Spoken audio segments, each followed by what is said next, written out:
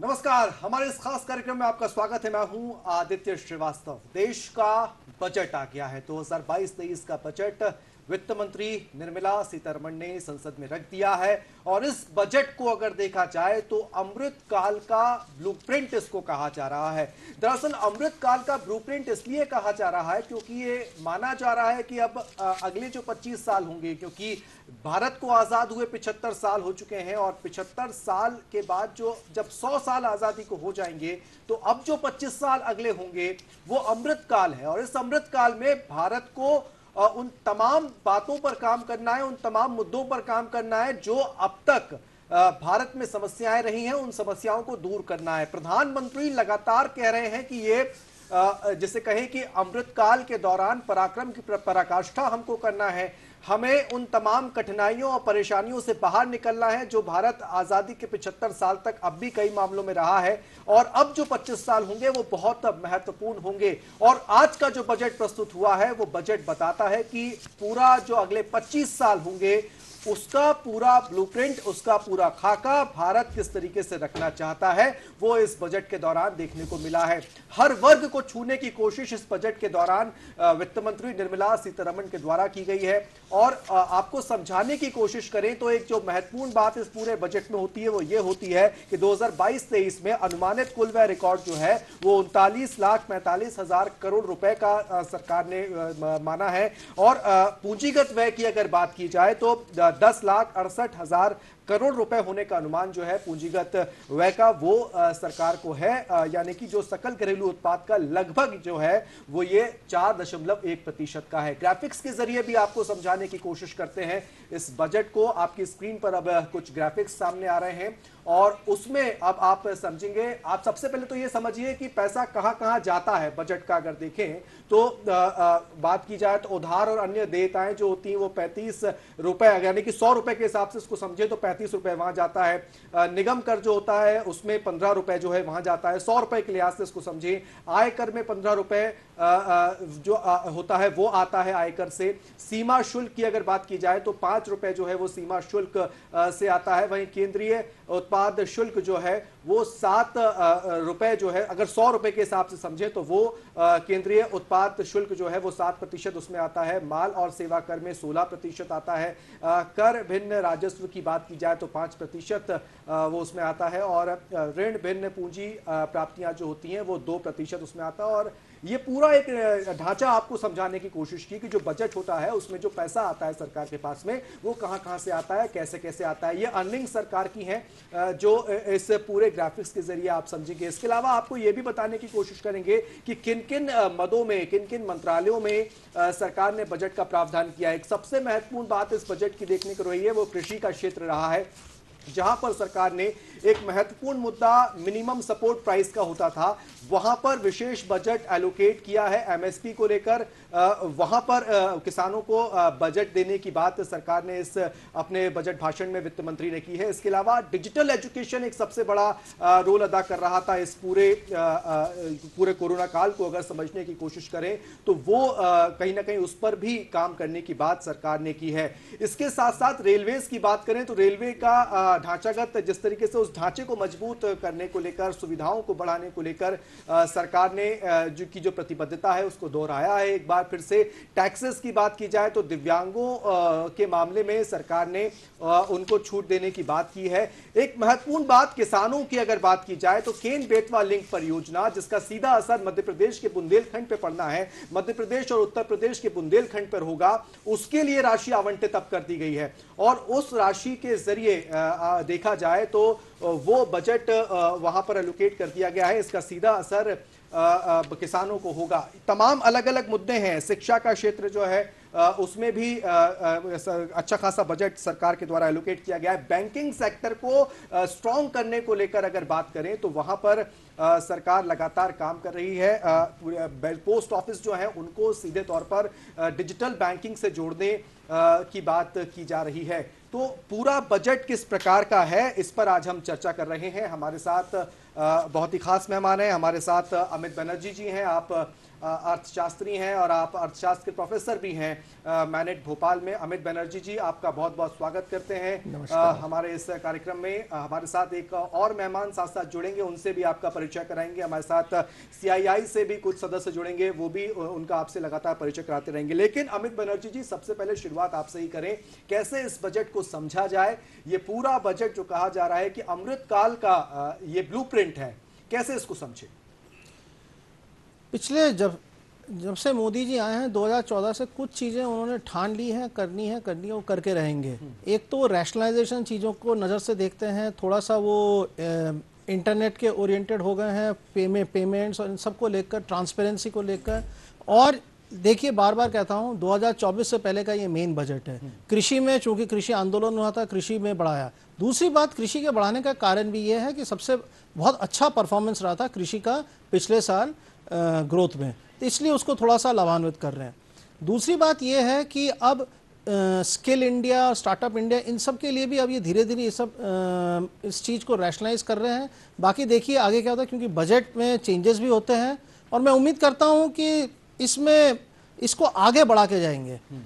कुछ चीज़ों में लग रहा था कि ढीले पड़ गए, तो वो नहीं हुआ। जैसे जल शक्ति मिनिस्ट्री में इन्होंने उनकी ग्रांट बढ़ा दी है। अब एक दो चीज़ें जो हुई हैं जो किसी ने अनुमान नहीं लगाया था, चाइना से इतना बड़ा वो होगा, तो उसमें भी काफ़ी मतलब रुपए का व्यय हो रहा। बाकी देखा जाए, अब हमको ये समझ लेना चाहिए कि रुपया कहाँ आता है, रुपया कहाँ जाता है, वो मोटा मोटी तौर पे वैसा ही रहने वाला है। सबसे ज़्यादा आने का स्रोत है आपका उधार और सबसे ज़्यादा खर्चे का स्रोत है सोशल स्कीम्स। ये अब मान के चलना पड़ेगा कि ये अब ऐसा ही रहेगा।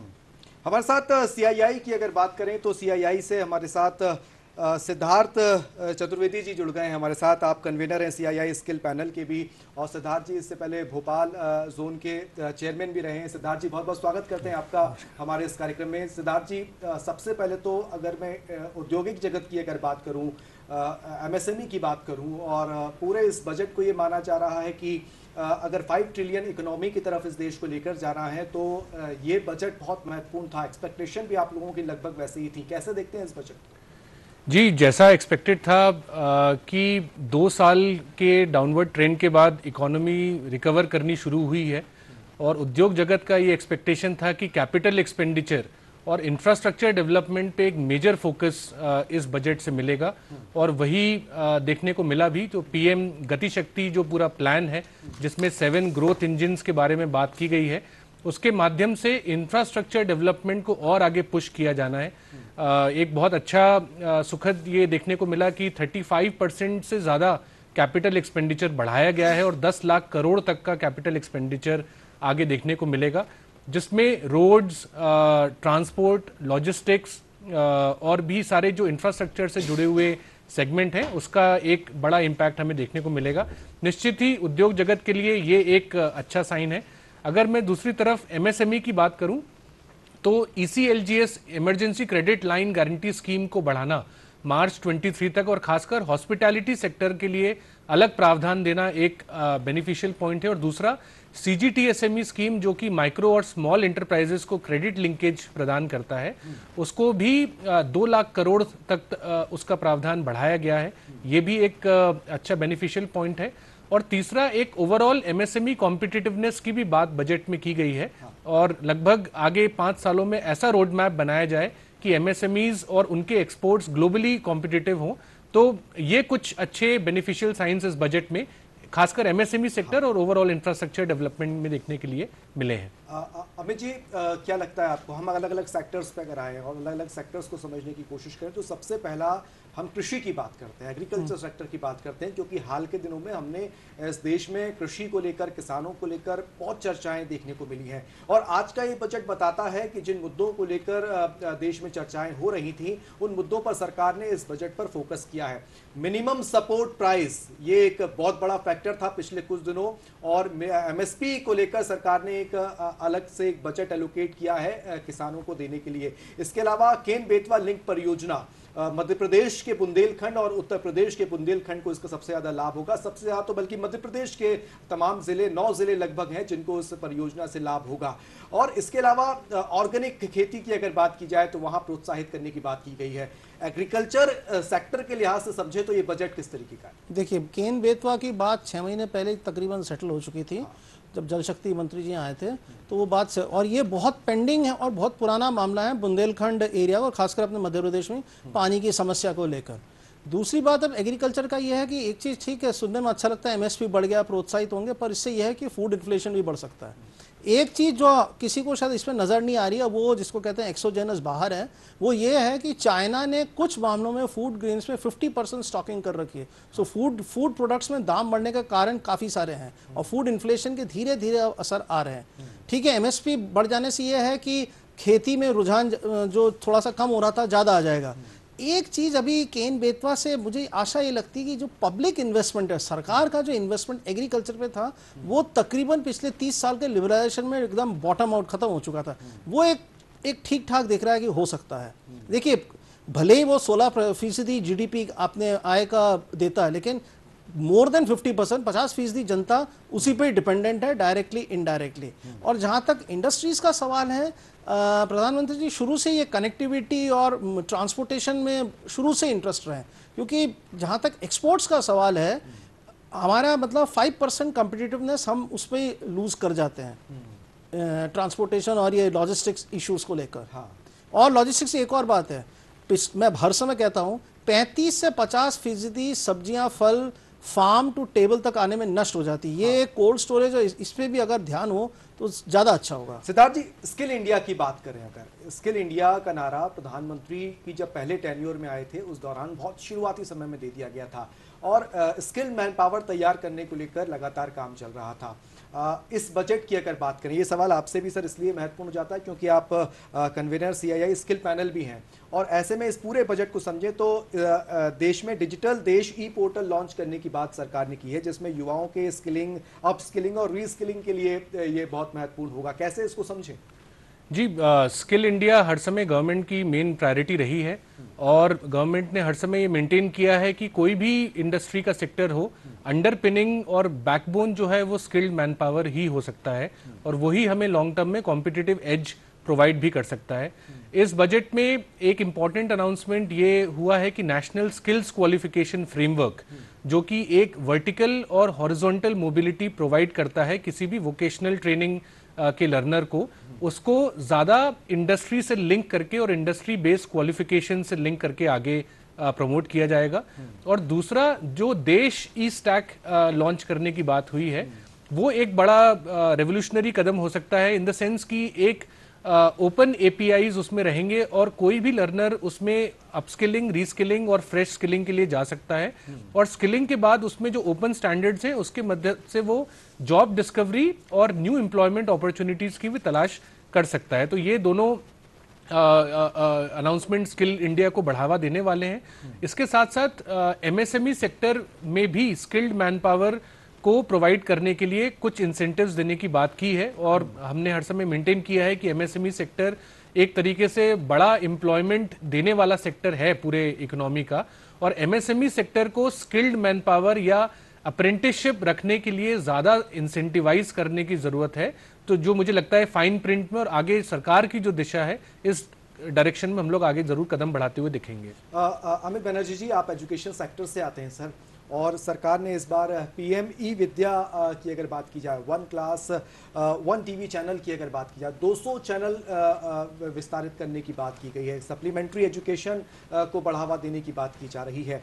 एजुकेशन सेक्टर के लिहाज से समझें और खासकर डिजिटल एजुकेशन के लिहाज से समझें, क्योंकि डिजिटल विश्वविद्यालय खोलने की बात भी की गई है इस पूरे बजट में, और हमने देखा है पूरे कोरोना काल के दौरान जो स्मार्ट क्लासेस हैं या फिर ऑनलाइन क्लासेस हैं, इसका एक बहुत बड़ा चलन रहा है देश की पूरी शिक्षा व्यवस्था में। और एनईपी की अगर बात की जाए, नई शिक्षा नीति की बात की जाए, तो उसमें भी कई सारे प्रावधान ऐसे हैं जो डिजिटल शिक्षा की तरफ इस देश को लेकर जाते हैं। ये पूरा बजट शिक्षा के लिहाज से, डिजिटल शिक्षा के लिहाज से, और ये जो कदम है one class one TV channel का, इसको किस तरीके से? मैं एक्चुअली अभी जो सर ने कहा उससे जोड़ के कहता हूँ, स्किल इंडिया ये एक्चुअली इनका शुरू से ही रहा। काश हमने आज़ादी के बाद ही शुरू कर दिया होता, जैसा कि सेकंड वर्ल्ड वॉर के बाद जर्मनी, जापान, इंडो ने किया, तो आज हम कहीं और होते। प्रॉब्लम हर समय इंडस्ट्रीज में एम्प्लॉयबिलिटी की रही है, एम्प्लॉयमेंट से भी ज़्यादा। ठीक है, अब ये डिजिटलाइजेशन करके मूवमेंट हॉरिजॉन्टल वर्टिकल का कर दी, ये बिल्कुल सही किया। जहाँ तक आप ये डिजिटल फॉर्म ऑफ एजुकेशन करें तो स्वयं पोर्टल, एनपीटीएल, इस पे अब ज़्यादा से ज़्यादा काफ़ी ज़्यादा जोर चल ही रहा है और पिछले 5-6 साल से इसमें बढ़ी गया है। क्योंकि कोरोना काल के इन्होंने रिजल्ट्स देखे होंगे तो उस कारण से ये लोग बढ़ा रहे हैं, और ये अच्छी बात है। क्योंकि क्या है कि हम लोग लेक्चर देते हैं, वो स्टोर हो जाता है, और बच्चा अभी पढ़ा है, फिर 1 साल बाद पढ़े, जिस टीचर से उसको पढ़ना है उसका वो अटेंड कर ले, रिकॉर्डेड लेक्चर्स पढ़ ले, कोर्स एग्जाम्स भी वैसे देते हैं, डिग्री भी वैसे मिल जाती है, मार्कशीट भी इशू हो जाती है, डिग्री भी वैसे मिल जाती है। तो ये तो अच्छा किया, क्योंकि देखिए शॉर्टेज है, इन्वेस्टमेंट्स उतने हो नहीं पाएंगे फिजिकल। आपको हर स्टेट में जैसे central university, NIT, IIT, triple IT, IIM खोले, इतना सारा साफ बातें संभव नहीं है। तो this is one way in which they can overcome this issue. Siddharth ji, startups का एक अच्छा माहौल बनाने के लिए सरकार लगातार काम कर रही है, और इस बार के बजट को समझें तो स्टार्टअप्स के लिए मौजूदा कर लाभ की बात की जाए, 3 वर्षों के लिए करों के मोचन को पेशकश की गई थी, इन्हें 1 वर्ष और बढ़ाया जाएगा। ये बात वित्त मंत्री ने इस बजट में की है। कैसे इसको समझें? और टैक्सेस को लेकर भी कुछ रियायतें इस बजट में देने की कोशिश की गई है स्टार्टअप्स के लिए। देखिए, स्टार्टअप्स गवर्नमेंट का एक मेजर पिलर ऑफ ग्रोथ हर समय रहा है। गवर्नमेंट आप देखेंगे न सिर्फ इस बजट में बल्कि पिछले कई सालों में जब से वो पावर में है, स्टार्टअप्स को उन्होंने एक मेजर इंजन ऑफ ग्रोथ बनाया है, और वाकई स्टार्टअप इकोसिस्टम के लिए वो बहुत अच्छा साबित भी हुआ है। आज इंडिया वर्ल्ड में नंबर 3 स्टार्टअप इकोसिस्टम के रूप में है। नंबर 3 हमारे यहाँ पे सबसे ज़्यादा यूनिकॉर्न्स बनते हैं। तो इस पावर को समझते हुए गवर्नमेंट ने स्टार्टअप्स और एंटरप्रेन्योरशिप के लिए अच्छे अनाउंसमेंट किए हैं। एक तो सबसे पहला जो आपने बताया, टैक्स इंसेंटिव, जो कि 3 साल का टैक्स हॉलिडे है, उसमें स्टार्टअप के कमेंसमेंट के पीरियड को मार्च 23 तक बढ़ाया गया है। मतलब मार्च 23 तक भी अगर कोई स्टार्टअप कमेंस करता है तो वो इस इंसेंटिव के लिए एलिजिबल हो जाएगा। दूसरा, स्टार्टअप में एक महत्वपूर्ण जो लाइन ऑफ एक्शन है जिसमें ड्रोन्स को उन्होंने बढ़ावा दिया है, ड्रोन शक्ति प्रोजेक्ट और ड्रोन्स एज अ सर्विस को उन्होंने आगे बढ़ाने की बात की है, जिसमें खासकर एग्रीकल्चर सेक्टर में ड्रोन्स की जो यूटिलिटी है, जो हम बाकी देशों में देख रहे हैं, उसको इंडिया में बहुत बड़ा पोटेंशियल अभी भी छुपा हुआ है, उसको आगे हम लोग देख पाएंगे। और तीसरा, एग्रीकल्चर सेक्टर में ही एग्रीटेक स्टार्टअप्स को भी आगे बढ़ावा देने की बात की गई है। तो मुझे लगता है स्टार्टअप्स और खासकर एग्रीकल्चर से जुड़े हुए, और एक और चीज, डिफेंस सेक्टर में भी इस बार पहली बार एकेडमिया इंस्टीट्यूशंस, प्राइवेट इंडस्ट्री और स्टार्टअप्स को डिफेंस बेस्ड R&D में ओपन करके उनको भी जगह देने की बात की गई है। तो जो डिफेंस सेक्टर के स्टार्टअप्स भी हैं, और ड्रोन तकनीक में तो डेफिनेटली जो ड्रोन बेस्ड स्टार्टअप्स हैं, तो drones as a service industry government establish करना चाह रही है, और उसका बड़ा पोटेंशियल एग्रीकल्चर सेक्टर और इवन सर्वेलेंस के पॉइंट ऑफ व्यू से काफी पोटेंशियल आगे देख सकते हैं। बिल्कुल। इस वक्त मुख्यमंत्री शिवराज सिंह चौहान इस बजट पर क्या बोल रहे हैं, आइए आपको सुनाते हैं। मैं माननीय प्रधानमंत्री जी को बहुत बधाई देता हूं। ये नए भारत के निर्माण का बजट है। समृद्ध, शक्तिशाली और विकसित भारत के निर्माण का बजट है। अधोसंरचना विकास के लिए 35% से ज्यादा राशि बजट में बढ़ाई गई है। इससे अधोसंरचना के विकास के साथ साथ रोजगार के अवसर सृजित होंगे। राज्यों को भी ज्यादा धनराशि उपलब्ध कराने के अवसर प्रदान किए गए, और ये ज्यादा धनराशि अधोसंरचना के विकास में लगेगी तो वहां भी रोजगार के अवसर पैदा होंगे।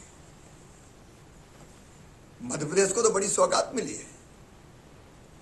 नदी जोड़ो परियोजना के अंतर्गत कैन और बेतवा को जोड़ने पर 44,000 करोड़ रुपए से ज्यादा की धनराशि खर्च की जाएगी। बुंदेलखंड बदल जाएगा हमारा।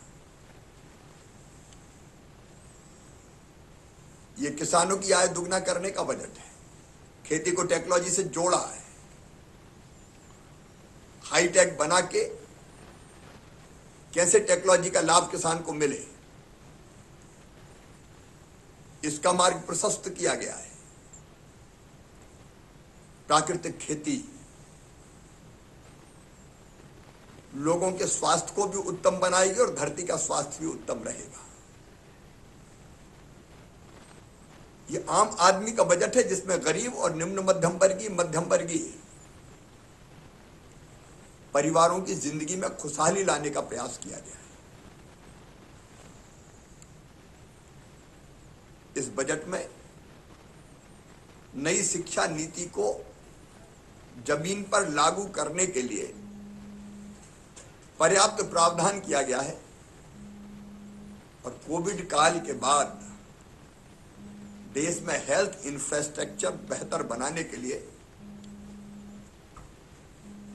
पर्याप्त प्रावधान किया गया है।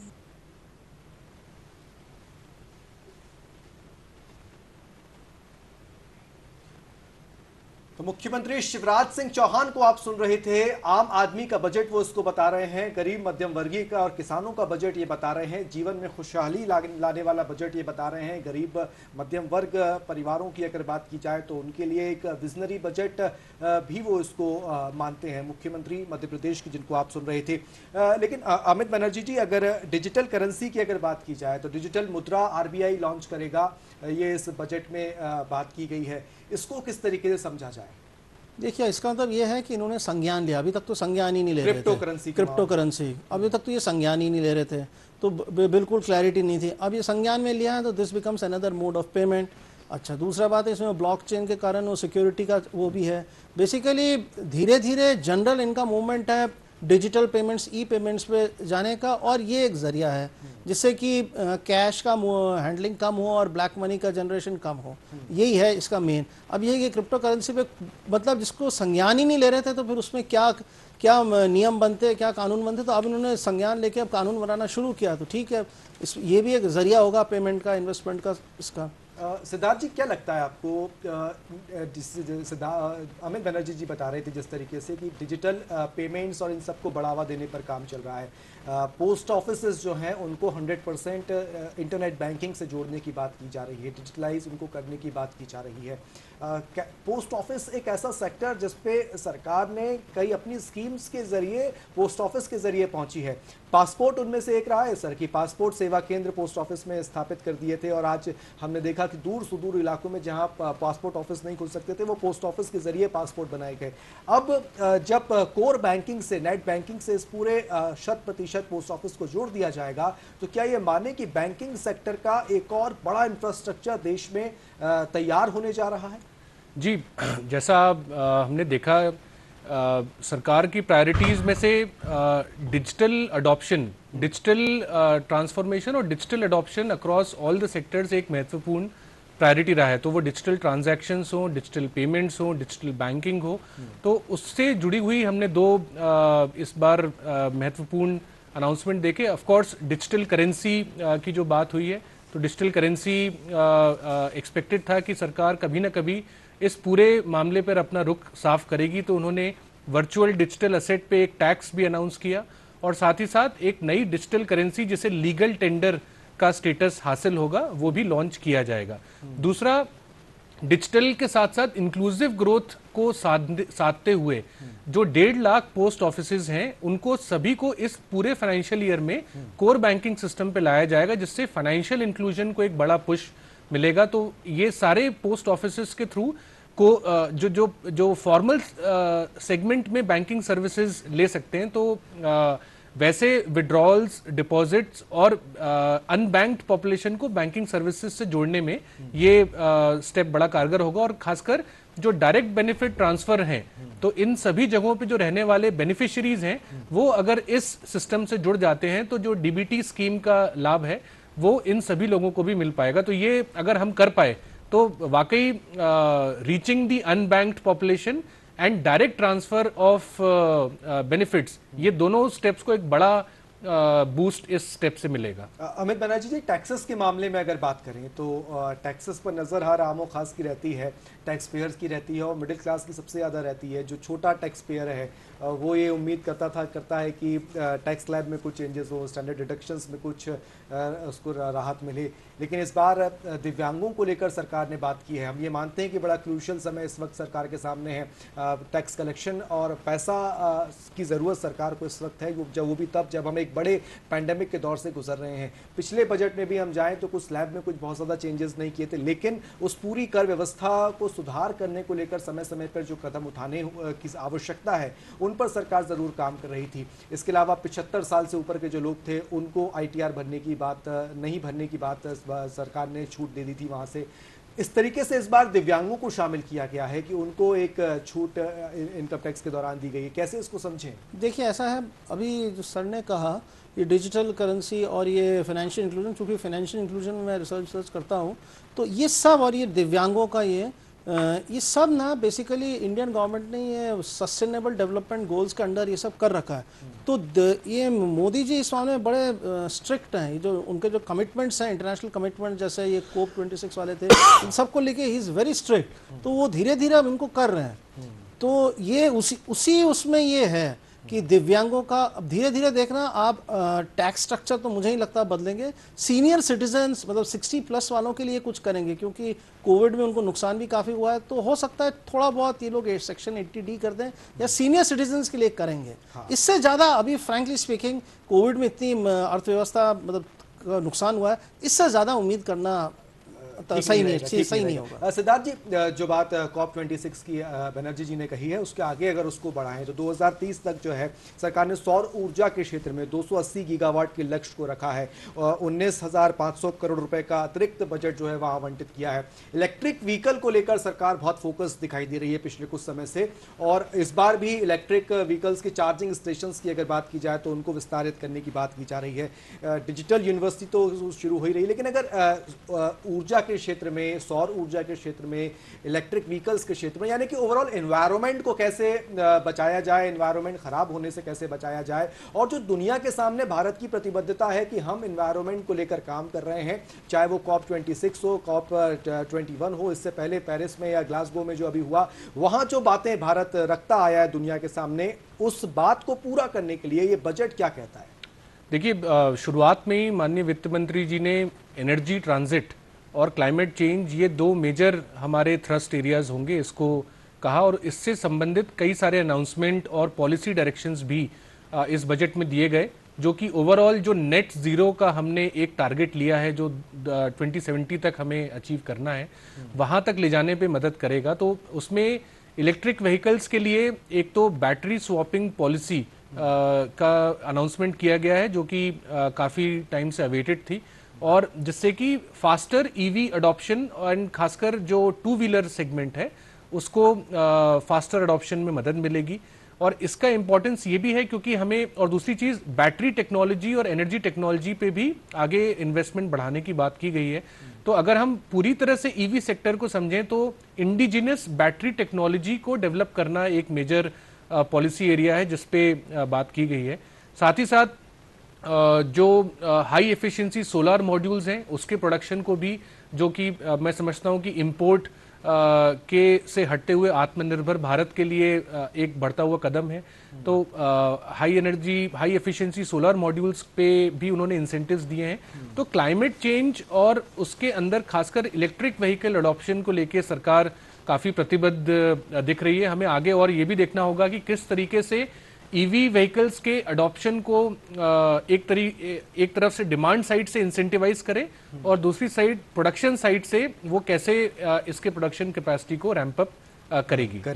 बहुत बहुत शुक्रिया करेंगे आप दोनों मेहमानों का हमारे साथ जुड़ने के लिए। सिद्धार्थ चतुर्वेदी जी आपका हमारे साथ जुड़ने के लिए, CII से हमारे साथ अमित बनर्जी जी जुड़े थे, आप इकोनॉमिक्स के प्रोफेसर हैं मैनेट में, आपका भी अमित जी बहुत बहुत धन्यवाद करते हैं हमारे साथ जुड़ने के लिए। चर्चा लगातार जारी है, अगले आधे घंटे 2 और खास मेहमान हमारे साथ होंगे, उनसे भी बजट के तमाम अलग अलग पहलुओं पर बात करेंगे, अलग अलग सेक्टर्स में जो सरकार ने बजट एलोकेशन किया है या जो नई बातें सरकार इस बजट में लेकर आई है उसको समझने की कोशिश करेंगे हमारे तो और मेहमानों से। फिलहाल वक्त एक छोटे से ब्रेक का हो गया है, बहुत जल्दी लौट रहे हैं, कहीं मत जाइएगा।